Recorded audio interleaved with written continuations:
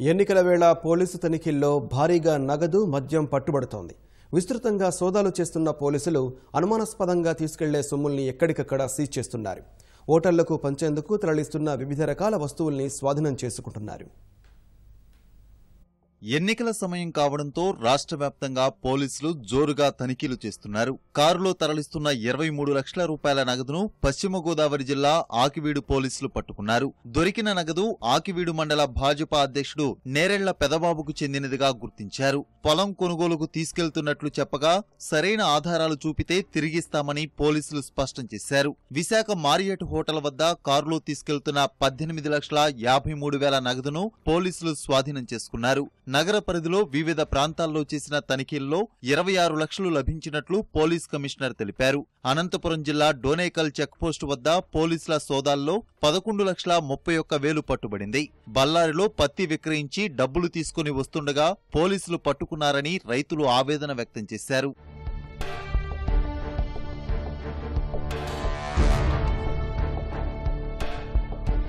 చిత్తూరు జిల్లా చంద్రగిరిలో ఓ వ్యక్తి నుంచి 8 లక్షల రూపాయలను పోలీసులు స్వాధీనం చేసుకున్నారు. పశ్చిమ గోదావరి జిల్లా అత్తిలి మండలం మంచిలి వద్ద కారులో తరలిస్తున్న 7 లక్షలు, తణుకు మండలం దువ్వకోడలి వద్ద 2 లక్షలు పట్టుకున్నారు. తగిన ఆధారాలు చూపితే సొమ్ము ఇచ్చేస్తామని పోలీసులు తెలిపారు. కడప జిల్లా విశ్వనాథపురం వద్ద ఎలాంటి బిల్లులు లేకుండా తీసుకెళ్తున్న 5 లక్షల విలువైన చీరలు, కొత్తపల్లె చెక్పోస్టు వద్ద మరో 5 లక్షల విలువైన చీరలను పోలీసులు స్వాధీనం చేసుకున్నారు. పుల్లంపేట చెక్పోస్టు వద్ద మినీ లారీలో పట్టు చీరలు దొరికాయి. ఆర్టీసీ బస్సులో తీసుకెళ్తున్న 16 లక్షల డబ్బుల్ని పోలీసులు పట్టుకున్నారు. చెన్నై నుంచి గుంతకల్లుకు తరలిస్తున్న 16 లక్షల విలువైన 5,400 పట్టు చీరలు పోలీసుల తనిఖీల్లో లభ్యమయ్యాయి. కర్నూలు జిల్లా అయ్యలూరు మెట్ట వద్ద ఓ వ్యక్తి నుంచి 1,37,000, మహానంది మండలం గాజులపల్లి మెట్ట వద్ద మరో వ్యక్తి నుంచి 1,97,000 రూపాయలు స్వాధీనం చేసుకున్నారు.